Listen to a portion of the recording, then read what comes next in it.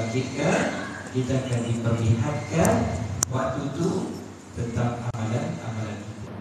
Yang ini yang akan lebih menggetarkan kita. Para salihin, mereka bukan menggetar tentang hari kiamat itu sendiri, itu satulah.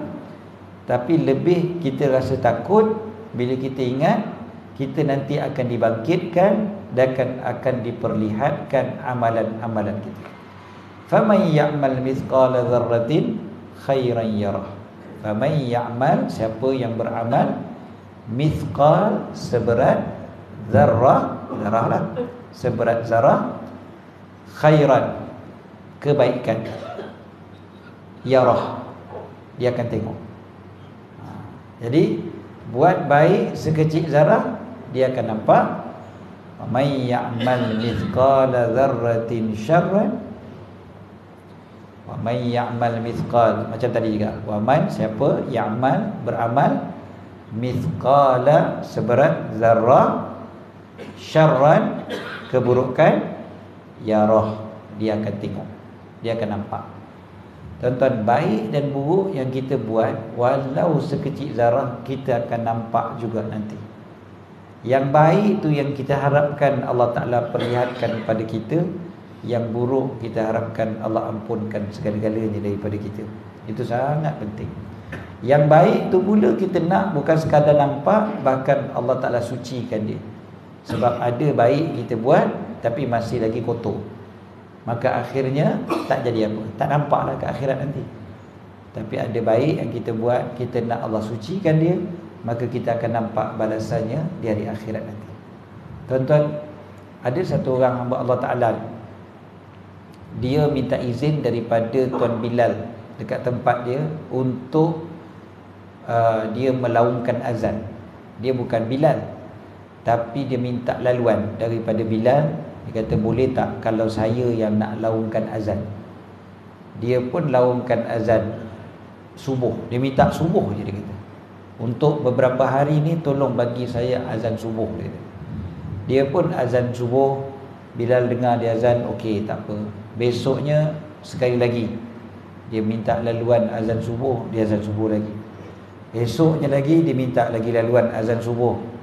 Dia azan subuh, Allahu Akbar, Allahu Akbar, Allahu Akbar, Allahu Akbar, asyhadu an la ilaha illallah, asyhadu an la ilaha illallah, asyhadu anna Muhammadar Rasulullah, asyhadu anna Muhammadar Rasulullah. Sampai dekat hayya 'ala salah, biasanya kan kita panjang kan hayya 'ala salah tu. Hayya 'ala salah, panjang kan? Dia hayya 'ala salah, terberhenti. Lepas tu diam. Orang pun periksa, kenapa ni mikrofon rosak ke, speaker rosak ke benda. Datang kat tempat Bilal azan tu, tengok dia dah rebah. Lepas tu meninggal dunia. Ni kisah benar berlaku di Shah Alam, tuan-tuan. Kan? Jadi kita bila dengar cerita dia meninggal ni kan, kita akan rasa cemburu. Tuan-tuan, siapa di kalangan tuan-tuan yang tak cemburu dengan kematian dia? Kan? Ke tuan-tuan rasa biasa je mati macam tu? Kan lain macam kan dia punya cara meninggal kan. Dia baru saja mengucapkan 2 kalimah syahadah, disaksikan oleh semua sekali. Kemudiannya dia ajak orang sembahyang, lepas tu dia meninggal. Dia meninggal dalam keadaan azan. Maksudnya begitulah dia akan dibangkitkan di hari akhirat nanti. Seseorang akan dibangkitkan bagaimana dia meninggal dunia. Jadi maknanya dahsyat sangat tu. Dia punya cara bangkit nanti akhirat pun hebat. Tengah azan, Tok Bilal tak meninggal waktu azan. Berapa ramai Bilal meninggal waktu azan? Tak ramai, ada tapi tak ramai. Dia bukan Bilal, dia meninggal waktu azan. Kalau ustaz meninggal tengah kuliah macam baru ni kan viral kan, itu masih lagi orang kata tak pelik. Walaupun kebanyakan ustaz tak meninggal waktu kuliah, tapi tak pelik sebab apa? Sebab memang itulah kerja ustaz, mengajar siang malam. Jadi meninggal waktu mengajar ni tak adalah pelik sangat. Walaupun best lah, seronok lah kita tengok kan, husnul khatimah, dan kita pun harap macam tu. Imam meninggal tengah sembahyang, tak pelik juga. Walaupun ramai imam tak meninggal waktu sembahyang, tapi ada. Dan waktu dia meninggal tengah sembahyang, kita pun rasa seronok, Masya Allah, hebatnya. Tapi ini bukan Tok Bilal meninggal waktu azan. kan? Adanya kan lain tu. Dia benda yang jarang-jarang berlaku. Jadi saya pun tanyalah pada EJK Surau tu, saya mengajar situ.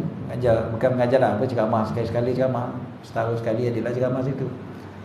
Jadi saya tanya pada EJK Surau tu, saya kata, apa amalan dia ni? Apa amalan dia?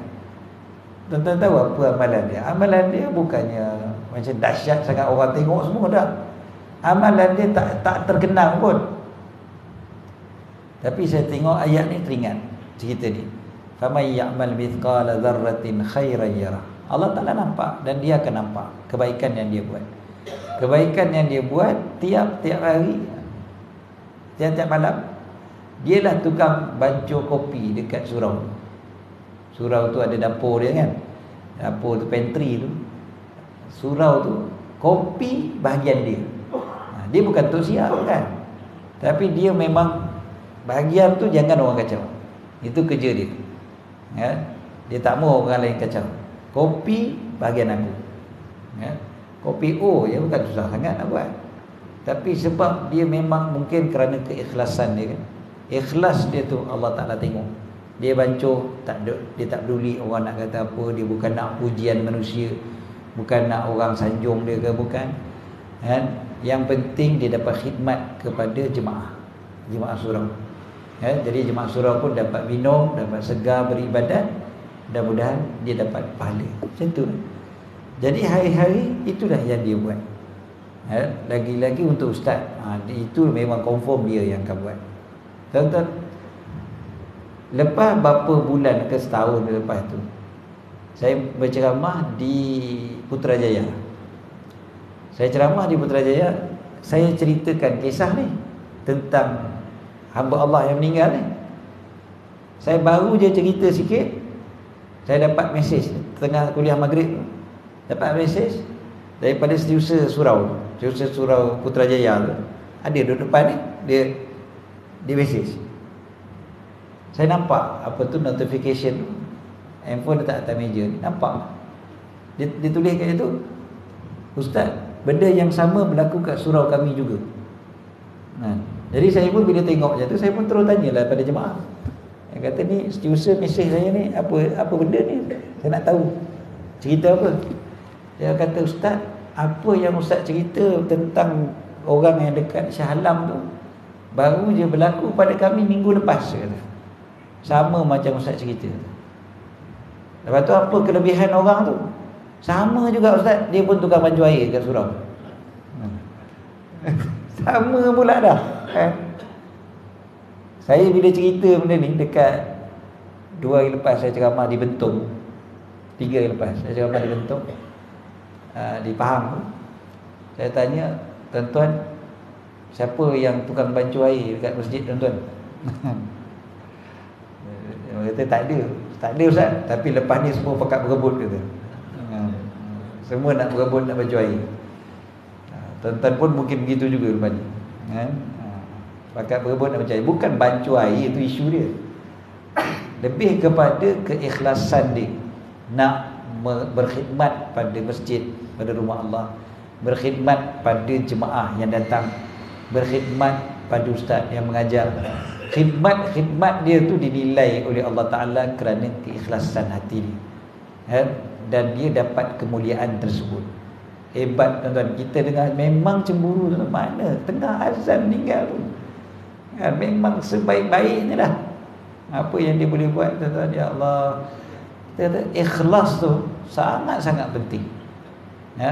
Orang-orang yang meninggal dunia dalam keadaan yang kita tengok memang hebat-hebat ni kan, tengah semayang, rebah, meninggal, mesti ada amalan dia. Mesti ada amalan dia yang memang diterima oleh Allah Subhanahu Wa Taala. Ada orang baca Quran, tengah-tengah baca Quran meninggal. Kalau dia jenis rajin baca Quran sepanjang umur dia, tak pelik sangat.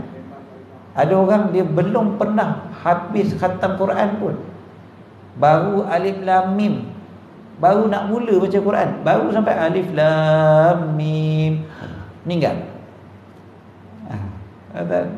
Nanti di akhirat dia akan sambung ayat zalikal kitabul la raiba fi hudan lil muttaqin. Sebab orang akan dibangkitkan bagaimana keadaan dia meninggal. Dia meninggal tengah baca Alif Lam Mim, sambungan dia zalikal kitab. Dia akan sambunglah nanti. Tuan-tuan, ya Allah, dia untung orang ni tak pernah kata. Ni cerita betul juga, tuan-tuan. Ni berlaku di Syalam juga. Seorang hamba Allah Ta'ala ni, dia baru baca tu je. Dia belum pernah khatam Quran. Dia baru belajar Quran. Belajar Quran, baru habis Iqra. Habis Iqra 6, dia nak baca sendiri Quran. Baca Fatihah, baca Alif Lam Mim, baru Alif Lam Mim meninggal. Dia kata untung dia ni. Orang khatam Quran beribu kali pun belum tentu lagi meninggal waktu tengah baca Quran. Jadi Allah Ta'ala pilih orang macam ni. Dan adalah keikhlasannya. Faman ya'mal mithqala dzarratin khairan yara. Jangan kita perlekehkan amalan walau sekecil mana sekalipun. Kata Nabi SAW, la tahqiranna bil ma'ruf. Jangan kau perlekehkan benda baik. Walaupun engkau tunjukkan wajah yang ceria, wajah yang gembira di hadapan saudara kau. Tunjukkan wajah yang gembira depan saudara ni pun disebutkan oleh Nabi SAW, jangan kau pelekehkan. Itu pun salah satu daripada amalan yang mungkin itu boleh menyebabkan engkau masuk syurga. Jangan kita pelekehkan apa pun amalan. Yang kita boleh buat, kita buat. Cuba saya upaya. Kita datang masjid, cuba kita tengok keliling kan, apa aku boleh buat lagi. Dan kita tak ada minta orang puji, tak ada minta orang nampak. Yang penting Allah Ta'ala tengok. Kan ada orang dia punya kerja susun slipper je. Orang lain pun tak tahu siapa yang susun. Tapi tahu-tahu slipper dah tersusun dah. Allah Ta'ala nampak. Dia fikir macam tu je. Apa saja, walau sekecil-kecil. Dia tahu apa dia boleh buat dan dia buat. Dan dia buat pula secara istiqamah. Teruslah dia buat. Ada orang kerja dia letak slipper untuk masjid punya tandas. Tandas masjid tu, dia tengok tandas masjid tak cukup, dia letak slipper. Tak cukup slipper tu, dia letak slipper. Itu je kerja dia. Dia pergi mana-mana masjid, itu kerja dia. Dia letak dalam kereta dia siap-siap slipper. Slipper ekstra tu dia beli, slipper Jepun tu. Dia beli, dia letak dekat dalam kereta dia. Dia singgah masjid, tengok masjid punya slipper tak cukup, dia letak slipper. Dia wakafkan. Senang je nampak, bukan mahal pun slipper Jepun tu kan. Tapi itu kita kata perbuatan yang ikhlas, kan? Yang Allah Ta'ala tengok. Orang masjid tu pun tak tahu siapa letak slipper tu, kan? Tapi dia letak. Mana-mana masjid yang ada terlebih-lebih slipper tak letak lah, kan? Mana masjid tak cukup je dia letak. Ada seorang tu, dia buat apa? Dia bawa gayung je, kan? Jadi bila masjid tu dia tengok dekat kolah masjid tu, tengok tak cukup, kadang gayung pun dah pecah apa semua kan, berlubang, dia letak. Ada seorang tu ni selak pintu tandas. Ni kisah benar, tuan-tuan. Dia bawa selak pintu tandas tu letak dalam kereta dia. Dia kata sebab apa? Dia kata kadang-kadang masjid, dia kata selak pintu tandas pun tak ada. Masuk masjid, ya Allah kesian betul tengok. Dengan tali rapia dia apa semua kan. Jadi dia kata saya masuk, saya tengok tak ada je, saya letak. Dia kata dia bawa sekali drill tu. Dia masuk kan. Dia buat kan. Mana ada dia tanya orang masjid nak buat ke? Tak ada. Kan? Sebab memang benda tu diperlukan. Dia buat terus. Benda-benda macam ni, tuan-tuan, benda-benda yang kisah benar berlaku dan tuan-tuan pun mungkin ada buat, dan kita ingat macam ni je lah. Faman ya'mal mithqala dzarratin khairan yarah. Buat baik sekecil zarah pun Allah Ta'ala akan tengok. Bukan Allah akan tengok, yarah, dia akan tengok. Orang yang buat tu akan tengok. Akan tengok di mana? Akhirat nanti. Akhirat nanti kita akan diperlihatkan. Dulu kau dekat muka bumi, kau suka buat benda ni, maka inilah dia balasan untuk kau. Sebesar-besar balasan Allah Ta'ala akan bagi dengan apa yang kita buat dekat dunia ni. Kita kata jangan pelekehkan walau sekecil zarah. Sebab itu ada kebaikan yang kita akan nampak di akhirat nanti. Tuan-tuan buatlah apa-apa pun untuk masjid, untuk rumah Allah Ta'ala ni, tuan-tuan. Adalah ganjaran yang sangat besar. Tuan-tuan tengok ayat yang diletakkan kat sini ni. Ayat ni, tuan-tuan, tiap-tiap kali keluar dari masjid, tuan-tuan akan nampak kan. Orang perempuan tak nampak lah, orang lelaki. Ayat ni bila kita tengok, sebenarnya sepatutnya bila kita tengok aja ayat ni, terus kita nak mudah-mudahan aku termasuk dalam golongan ni. Apa dia? Innama ya'muru masajidallahi man amana billahi wal yaumil akhir wa aqamas salata wa ataz zakata wa lam yakhsha illa Allah fa'asa ulaika an yakunu minal muhtadin. Tuan-tuan tengok ayat ni saya ada terjemah lagi. Kan? Hanyalah yang memakmurkan masjid-masjid Allah. Senang ceramah tuan-tuan, tengok saya ada nota dah kat situ. Hanyalah yang memakmurkan masjid-masjid Allah ialah orang yang beriman kepada Allah dan hari kemudian, serta tetap mendirikan salat, mendirikan zakat dan tidak takut kepada sesiapa pun selain kepada Allah. Maka merekalah orang-orang yang diharapkan termasuk golongan orang-orang yang mendapat petunjuk. Surah At-Taubah. Tuan-tuan, tiap-tiap kali kalau keluar, tuan-tuan tengok ayat ni, doa lah, mudah-mudahan aku termasuk di kalangan golongan ni. Golongan yang memakmurkan masjid ni, satu dengan datang, satu lagi dengan khidmat pada masjid. Apa-apa saja tuan-tuan boleh khidmat pada masjid. Kan?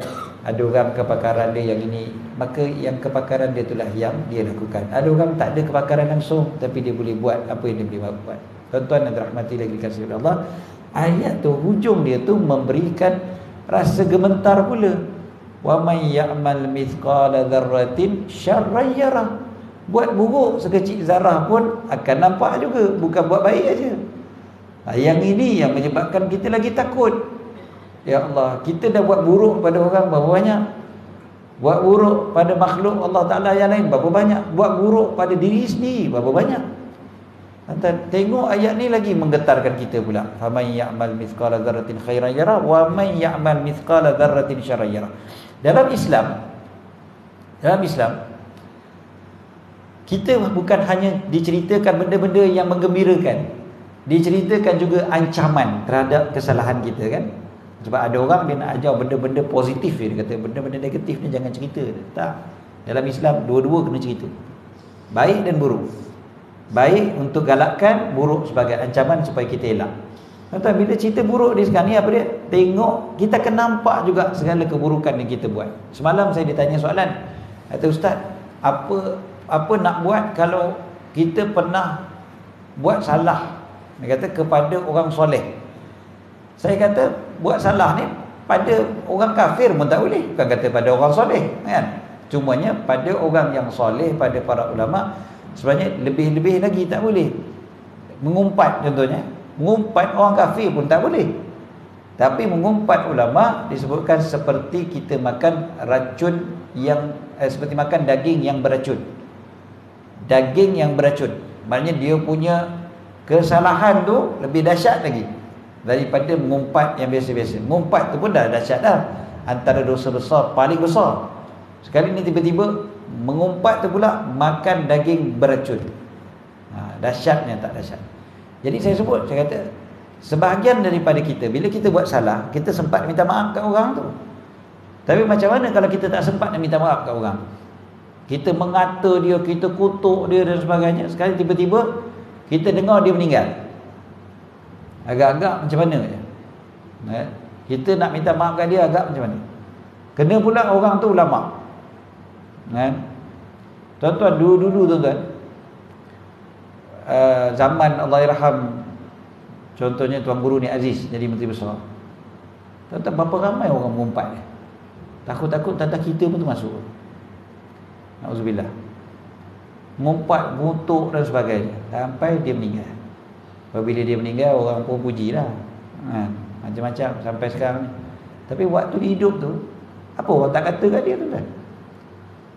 Tuan Guru Datuk Dr. Harundin contohnya, saya pernah bacakan depan dia. Waktu tu kita geram tuan-tuan, kita sebagai anak murid ni, kita geram tengok ustaz kita kena kutuk ni, kan? Saya pun tunjuk pada dia, saya kata, Ustaz, orang ni kata kat ustaz. Walaupun patutnya tak tunjuk kat dia, sepatutnya adabnya tak tunjuk, tapi tak tahulah geram kan. Jadi kita pun tunjuk kat dia, tu ustaz ni, orang ni kata gini kan. Dia senyum dia, tak apa, dia tak tahu, maafkan je lah dia. Itu senang ni ustaz nak maafkan kita yang berapi kan. Tak apalah. Tapi saya teringat Dia meninggal dunia tu kira mengejut. Akhirnya dia meninggal waktu nak operate jantung kan. Sebelum dia pergi ke US tu, masih lagi ada orang mengata dia. Orang mengata dia, orang kata apa dia kata duk rawat orang, dia sendiri pergi US buat rawatan jantung. Orang kata kat dia macam-macam. Lepas tu dia pergi ke US, dia meninggal. Di California dia meninggal. Saya terfikir, saya kata tak apalah, orang yang sebelum-sebelum ni ustaz dah maafkan. Tapi yang last sekali tu, dia sempat maafkan tak agaknya? Kita tak tahu. Mudah-mudahan sempat maafkan. Tapi kalau dia tak sempat maafkan, agak macam mana agaknya? Kita nak merangkak cari dia, dia meninggal dah. Agak macam mana kita nak minta maaf ke dia? Kesalahan ni walau sekecil-kecilnya kita akan nampak di akhirat nanti. Apatah lagi kesalahan pada guru kita, kesalahan pada mak bapak. Berapa ramai orang buat salah pada mak bapak, lepas tu mak bapak meninggal. Bila yang kita nak minta maaf pada dia? Bolehlah kita minta ampun untuk dia, tapi kita tak minta maaf pada dia. Yang kita boleh buat tu je lah, minta maaf untuk dia, minta ampun untuk dia kan. Rabbana ighfir lana wa liwalidina. Untuk seorang, Rabbi ighfirli wa liwalidayya warhamhuma kama rabbayani shaghira. Untuk ramai-ramai imam kena baca Rabbana ighfir lana wa liwalidina warhamhum kama rabbawna shighara. Imam jangan baca untuk seorang aja. Orang lain semua amin amin. Okey.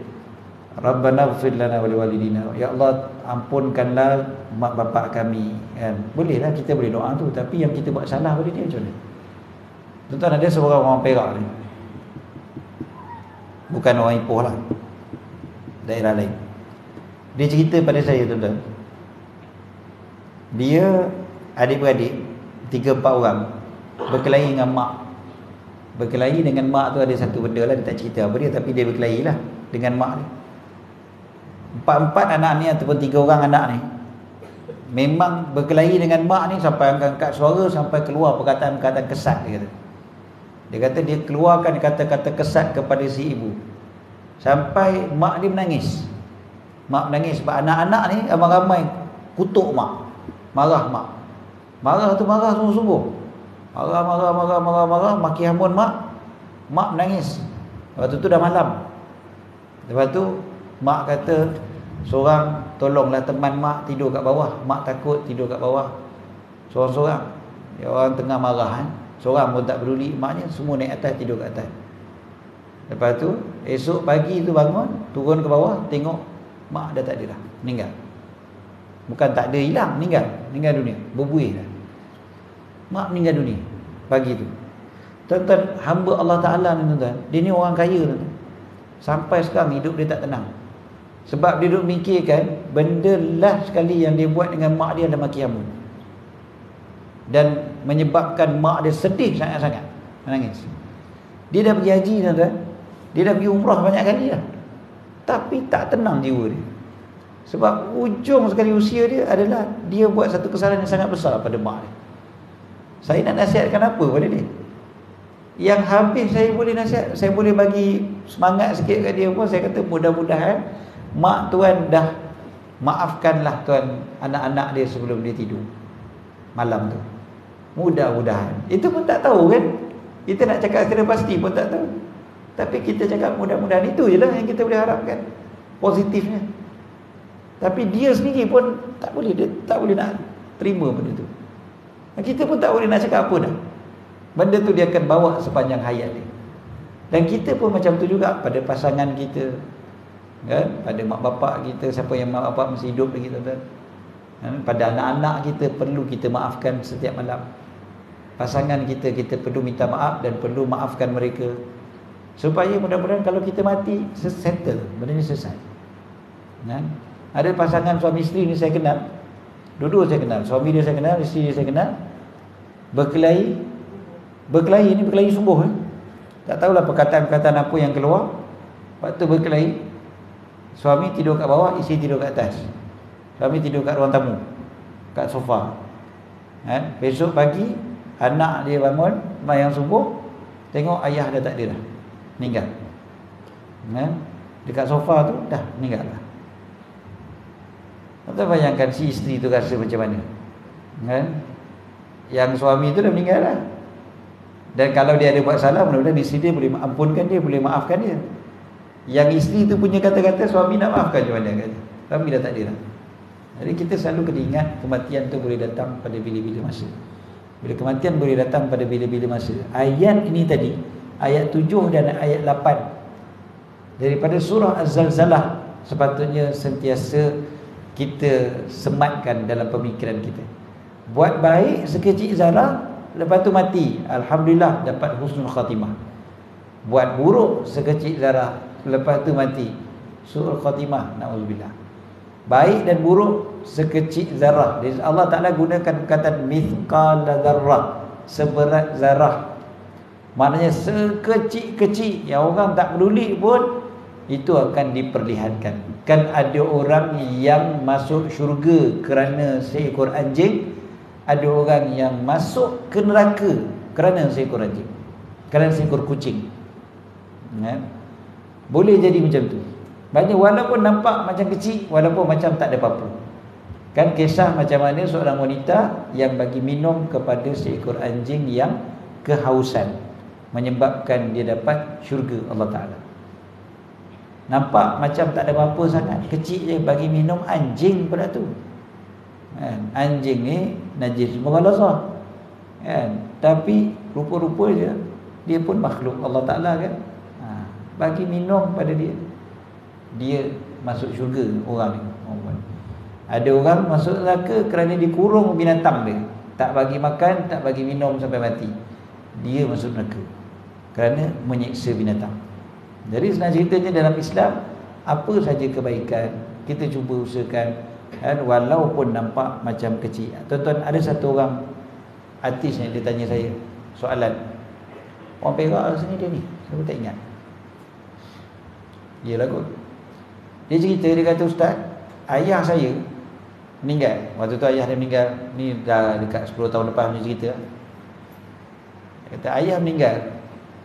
Lepas tak lama daripada tu saya mimpi, kata. Dia cerita ni penuh dengan muka yang serabut, tuan-tuan. Masalah sungguh tengok muka dia waktu tu. Kata saya nak cerita masalah ni, Ustaz. Masalah benda, ayah saya meninggal. Lepas tak lama lepas tu saya mimpi ayah saya. Kata apa masalah ni? Ayah saya, Ustaz, saya tengok dia dalam keadaan yang putih bersih, cantik, Ustaz. Senyum lebar. Saya pun apa hal pula cerita dia, macam tak kena je kan. Apa masalahnya? Dia kata, Ustaz, masalahnya, Ustaz, adik-beradik yang lain pun semua mimpi. Habis mimpi macam mana? Mimpi serupa juga. Dah tu apa masalah kan? Saya pun pening kata, apa masalahnya dah semua mimpi yang baik? Baguslah tu. Maknanya ayah kamu tu baik orang dia. Dia kata, masalahnya, Ustaz, kami kenal ayah kami macam mana? Oh, dengar ayat macam tu faham dah lah. Kami kenal ayah kami macam mana? Tak ada lah, Ustaz. Ustaz kata baik. Ayah ni tak ada orang kata baik. Ayah ni. Saya kata tak kot. Adalah kebaikan-kebaikan yang dia buat yang korang tak tahu. Mungkin mak mungkin tahu. Cuba tanya mak, apa kebaikan mak ayah buat? Tak ada, Ustaz. Dah tanya dah kat mak. Habis mak cakap ayah korang tu tak ada baik langsung. Mak je pun sama juga.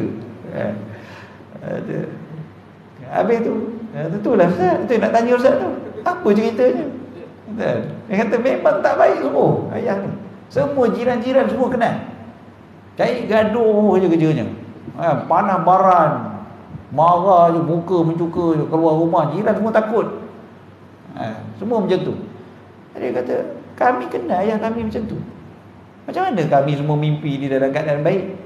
Saya sebut, saya kata, Kak, ayah Kak ni, satunya mimpi tu dia boleh jadi sekadar pujukan daripada Allah Ta'ala untuk waris, supaya waris boleh tenang, jadi tak ada jadi tertuala, kehilangan orang yang diorang sayang, walaupun teruk macam tu pun sayang juga kan.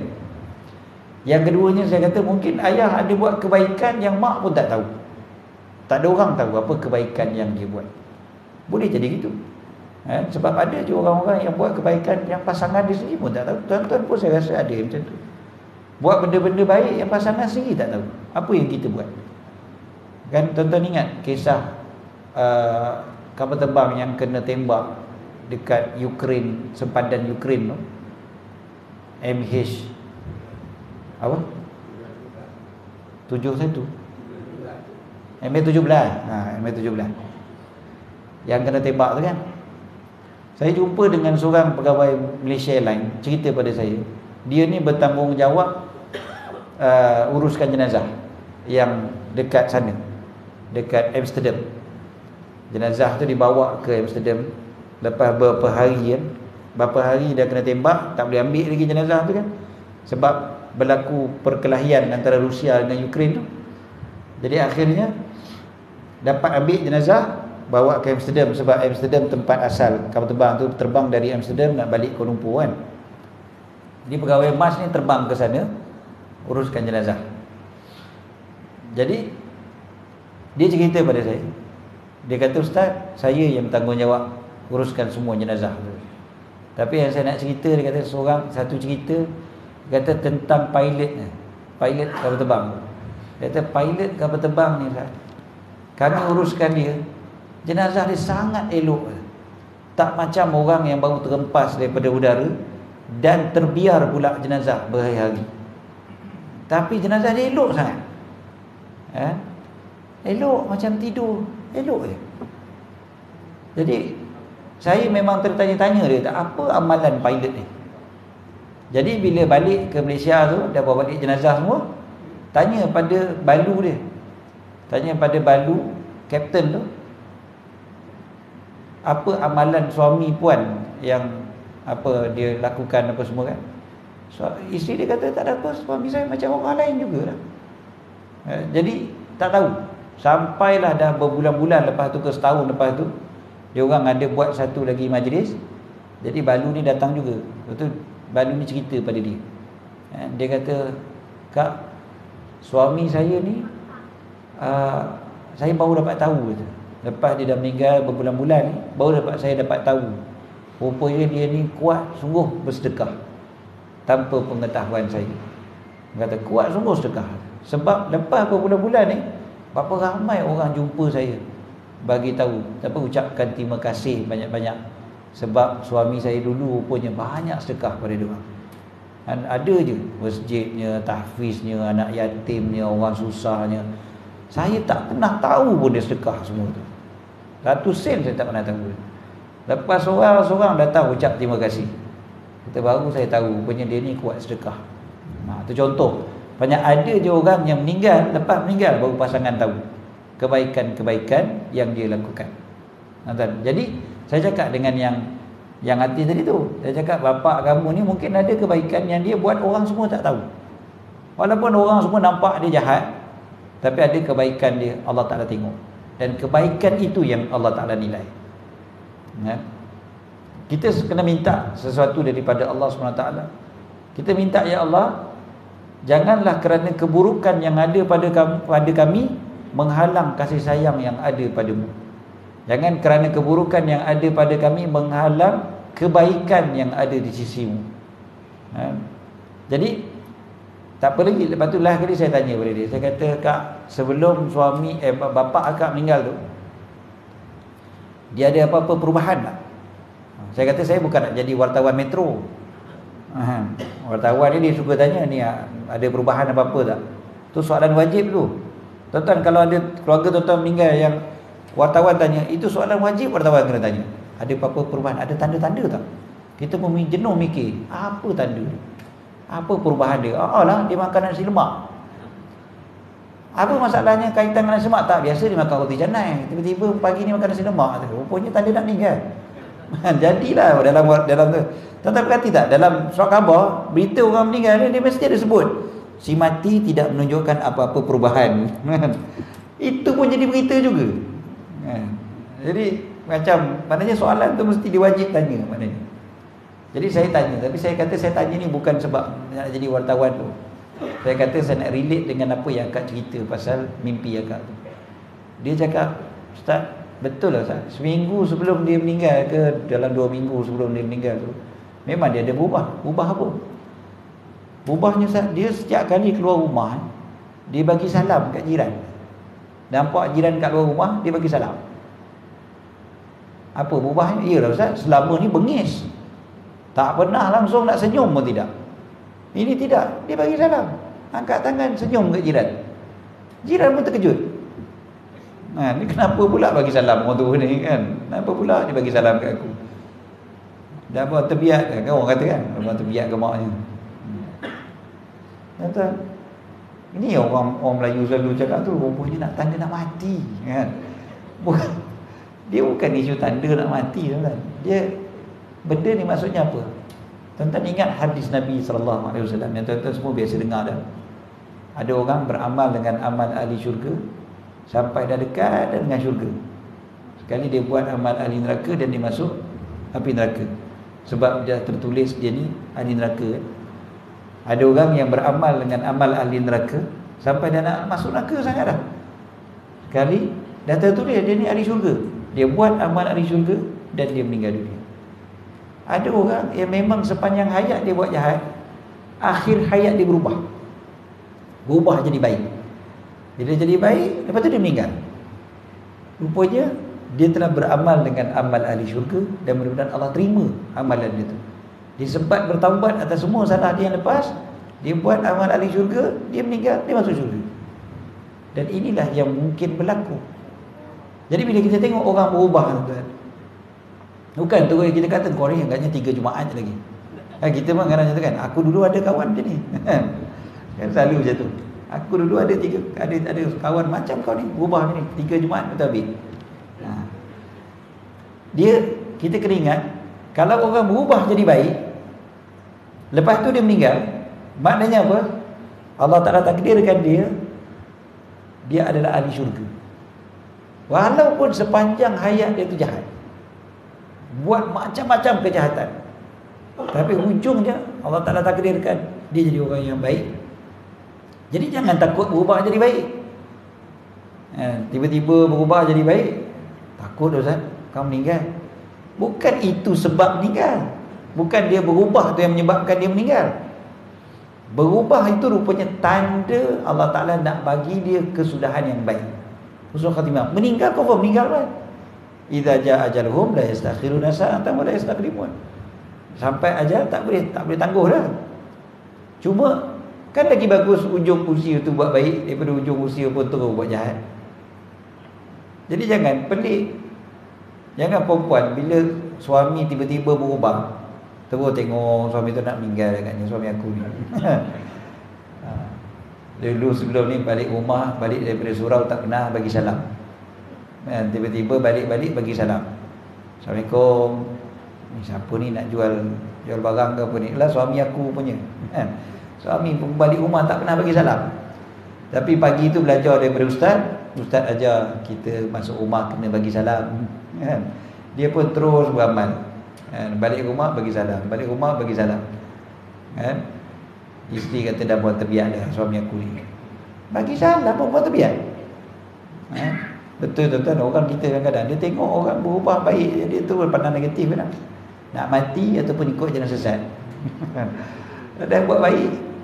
Kawan saya seorang, anak murid saya, dia cerita, dia mengadu pada saya, dia kata, Ustaz, mak saya tanya saya, kau ikut jalan sesat? Kenapa? Tiap-tiap pagi mak tengok kau pergi sembahyang subuh kat masjid. Pergi sembahyang subuh kat masjid, tiap pagi mak dia tanya kau ikut jalan sesat ke? Sebab selama ni tak pernah pergi masjid. Tiba-tiba pergi masjid, mak risau. Ya Allah, teruk betul kan, sampai pergi masjid pun kata jalan sesat. Bukannya dia buat benda lain, tapi nak ceritanya itulah kita. Tapi kita bila berubah, kita ingat ayat ni cukup dah, menjadi motivasi untuk kita untuk buat baik walau sekecil-kecil zarah. Faman ya'mal mithqala dzarratin khairan yarah. Buat baik sekecil zarah akan diperlihat, akan kita akan tengok juga. Contoh ni Abang Abu ni buat sampai 2 handphone lah. Apa benda sampai 2 je? TikTok. Oh, dah jadi TikToker. Oh, okey. View mungkin tak ramai mana tuan-tuan. Seorang tengok pun, faman ya'mal mithqala dzarratin khairan yarah. Kita ingat macam tu je. Sekecil zarah kebaikan akan tengok. Maknanya kalau seorang pun dapat tengok 2 minit je tengok betul-betul, kan? Yang tengok live pun tak apa. Sekecil zarah kebaikan kita akan nampak di akhirat nanti. Kita akan nampak nanti ke akhirat, kita akan tengok, oh, aku ada buat baik benda ni, dan Allah Ta'ala nilai. Macam kita sebut tadi, Allah nilai sekecil-kecil yang kita kadang-kadang kita pun tak fikir kata itu menyebabkan husnul khatimah. Tadi baca kopi, apa sangat kadang kita fikir baca kopi je pun, kan susah sangat kopi. Oh, bukannya dia buat, dia jadi barista, buat latte, cappuccino ke benda, buat siap ada bunga-bunga ni kan. Tak ada, baca kopi satu jam tu, bukan payah sangat. Tapi tuan-tuan, Allah Ta'ala nilai kan, kita Allah nilai. Bila Allah nilai, maka dapat husnul khatimah. Ada orang buat sebesar-besar perkara, tapi Allah Ta'ala tak nilai sebab tidak ada keikhlasan dalam hati. Kita datang ke masjid setiap pagi ni tuan-tuan, kan saya selalu pesan pada ni, ingat, ni nak ingatkan diri sendiri sebenarnya. Bila kita keluar rumah je, jangan lupa doa tu. Ya Allah, aku keluar ni bukan dalam keadaan sombong, dalam keadaan belagak, bukan dalam keadaan riak, bukan dalam keadaan sum'ah, nak orang sebut-sebut. Bahkan aku keluar kerana takut kemurkaan-Mu, mengharapkan rahmat-Mu, keampunan-Mu. Ya Allah, ampunkanlah aku kerana tak ada siapa yang boleh ampunkan dosa aku kecuali Engkau. Datang ke masjid, itu hadis itu hadis. Keluar pergi ke masjid, doa macam tu. Ya Allah, aku tak keluar kerana sombong, kerana belagak, kerana riya, kerana sum'ah. Sebut bagi telinga kita dengar. Betul ke betul-betul kita punya hati nak datang ke masjid tu, tujuan aku tak ada, bukan nak orang tengok aku, bukan nak orang pandang aku mulia, bukan aku nak rasa hebat, nak rasa lebih baik daripada orang lain sebab subuh-subuh dah datang masjid. Tak ada. Aku tak ada perasaan tu, ya Allah. Aku tak nak semua tu. Aku datang sebab aku takut kemurkaan Engkau. Aku nakkan rahmat Engkau, aku nakkan ampunan Engkau. Ampunkanlah aku, ya Allah. Sebut tu bagi telinga kita dengar. Bahaya tuan-tuan, setan ni dia bisik senang sangat. Sepanjang perjalanan tadi saya dari rumah mertua saya sampai sini, tuan-tuan, kita lalu tadi saya sebut banyak orang yang kita nampak pergi masjid. Betul. Tapi saya tak cerita sebaliknya, banyak lagi rumah yang gelap, kan? Lagi banyak rumah yang gelap banding dengan rumah yang datang ke masjid, betul? Yang kita lalu tu selisih tu, motor, kereta yang pergi masjid, kita sebut alhamdulillah ramainya orang pergi masjid pagi-pagi. Tapi lagi ramai yang tak pergi, kan? Kampung tuan-tuan ni pun, ini ke jumlahnya? Dah lah kan. Ramai lagi kan.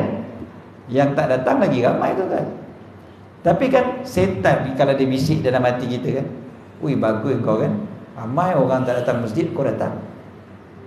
Ni setan punya bisikkan. Habis, burn kan, hancur amalan kita. Hancur sebab apa? Sebab ada rasa hebat daripada orang lain, rasa bangga diri, rasa nak orang tengok, kan? Jiran aku tu dia tengok aku pergi masjid pagi-pagi, dia ada rasa macam tu. Ataupun nak orang sebut-sebut kan, orang duk sebut-sebut, nanti dia orang akan sebut ni aku ni rajin pergi masjid. Jadi benda-benda macam tu nak elak, kena ajar diri, kena sebut bagi telinga dengar. Sebut macam mana bagi telinga dengar? Sebut tu lah, ya Allah, aku keluar pergi masjid ni bukan untuk belagak, sombong, riak, sum'ah. Tak ada semua tu. Aku keluar kerana takutkan kemurkaan-Mu, ya Allah. Sebut macam tu. Dalam bahasa Melayu tak apa, lagi bagus sebut bahasa Melayu dalam bab ni. Sebab nak ajar diri, nak ingatkan diri kita, supaya perjalanan kita pergi ke masjid tu bersih, kita tak ada langsung rasa apa-apa. Maka Allah nilai setiap langkah kita. Sampai kat masjid kita pun minta lindung dengan Allah daripada syaitan. Kita baca bismillah, kita selawat, kita sebut doa, baca doa, ya Allah bukakan bagi aku pintu-pintu rahmat-Mu. Lepas tu kita pun baca alhamdulillah, tadi dah alhamdulillah, bismillah, kita pun langkah kaki masuk masjid. Mudah-mudahan Allah Ta'ala nilai semua tu. Kita pun duduk tunggu qamat, kan, ataupun tunggu azan. Lepas tu kita sembahyang sunat, lepas tu qamat, kita sembahyang, lepas sembahyang kita istighfar, kita baca doa. Mudah-mudahan Allah terima semua amalan tu sampai kita balik. Itu yang kita nak, amalan kita tu biar suci. Amalan-amalan ni yang kita nak tengok di hari akhirat nanti. Pagi-pagi kita datang ni, biarlah dia menjadi bukti, saksi bahawasanya kita beriman pada Allah, dan mudah-mudahan kita termasuk di kalangan orang yang dipanggil al-muhtadin, orang yang mendapat petunjuk. Jadi doa tiap-tiap kali baca ayat ni, Allahumma ja'alni minhum, ya Allah jadikan aku di kalangan mereka, orang yang memakmurkan rumah-rumah Allah Ta'ala. Cukup setakat itu insya-Allah untuk pagi ni tuan-tuan. Lagi 2-3 minit kita dah boleh sembahyang sunat isyraq. Sembahyang sunat isyraq tuan-tuan jangan tinggalkan, sebab dia pahalanya seperti mengerjakan haji dan umrah, sempurna dan sempurna. Tuan-tuan niatkan sahaja aku solat sunat isyraq 2 rakaat kerana Allah Ta'ala. Angkat takbir tu, baca doa iftitah, baca Fatihah, baca qul ya ayyuhal kafirun, rukuk, i'tidal, sujud. Rakaat kedua baca Fatihah, baca surah Al-Ikhlas, qul huwallahu ahad, rukuk, i'tidal, sujud sampai bagi salam. Selesai. 2 rakaat aja. Tapi macam mengerjakan haji dan umrah. Tuan-tuan cuba tanya orang pergi haji tahun ni, susah ke senang? Ada di kalangan kita siapa pergi haji tahun ni? Tak ada. Masjid ni tak ada orang pergi haji tahun ni. Tak datang lah maksudnya. Tak ada. Tak ada. Saya banyak masjid saya pergi, saya tanya mesti ada seorang ke 2 orang. Ni pagi ni first time ni tak ada orang angkat tangan. Tak ada riak kan? Kan ada riak juga riak. Tuan-tuan pergi haji tahun ni antara paling dahsyat ke tuan-tuan? Dengan panasnya, dengan penatnya, kemah tak cukup, tilam tak cukup. Tuan-tuan tahu tilam yang kecil tu, tilam macam tilam single bagi 2 tu tuan-tuan, kan? Sebelum ni orang komplain, tilam kecil macam ni dia bagi. Sekecil-kecil tuan-tuan, kita tak boleh pusing kanan pusing kiri. Pusing kanan orang sebelah, pusing kiri orang sebelah. Tilam tu tak apa lagi tuan-tuan. Tahu ni tilam kecil macam tu kena share. Jadi ada setengah orang, dia tidur macam mana? Dia tidur pusing belakang badan dengan orang sebelah. Itu je boleh. Terpaksa tidur sengit macam tu. Tak boleh pusing dah. Itu je jaganya. Tak apa lagi. Ada setengah orang, satu tilam share 3 orang. Dia tidur macam mana kan? Gila-gila. Dengan panasnya tuan-tuan, dengan perjalanan yang jauh dan sebagainya. Semua tu semata-mata nak dapatkan haji yang mabrur, keampunan daripada Allah yang tiada balasan baginya melainkan syurga. Pagi ni kita boleh dapat dalam akon benda tu. Tak perlu susah-susah, tak perlu jalan jauh-jauh. Sembahyang sunat 2 rakaat. Sembahyang sunat 2 rakaat pagi ni tuan-tuan.